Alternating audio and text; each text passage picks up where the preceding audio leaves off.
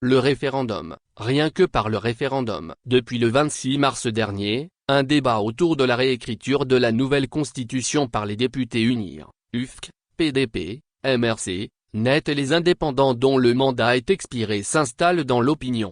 Plusieurs sont les acteurs politiques d'opposition et de la société civile togolaise vent debout contre cette démarche qui viole allègrement bon nombre des dispositions constitutionnelles, notamment l'article 59 et le protocole additionnel de la Communauté économique des États de l'Afrique de l'Ouest (CEDEAO), sur la bonne gouvernance et la démocratie.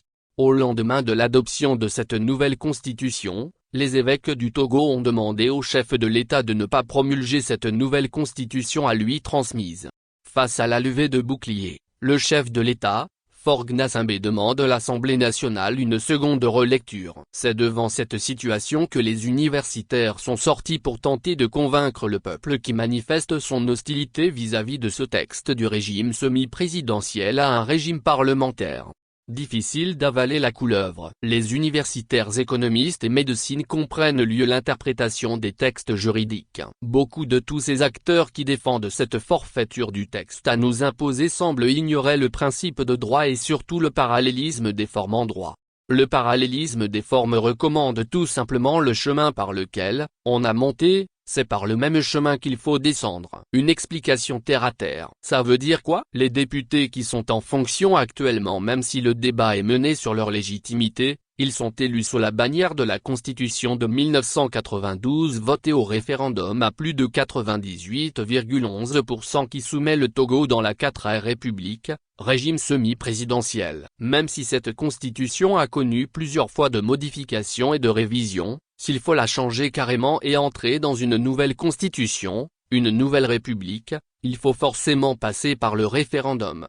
Soumettre le texte constitutionnel au peuple afin qu'il se prononce par vote au cours d'un scrutin référendaire. C'est simple. Dans la situation actuelle, on comprend aisément que le pouvoir veut faire le passage en force. Les députés n'ont pas à l'heure actuelle le pouvoir de mener une consultation pour ramener les acteurs, bref l'opinion à accepter la forfaiture. On note une violation systématique de la loi fondamentale d'où beaucoup évoquent le coup d'état constitutionnel. Et pour faire taire les contestations, le régime en place a commencé depuis mercredi 03 avril dernier par arrêter les acteurs politiques et de la société civile.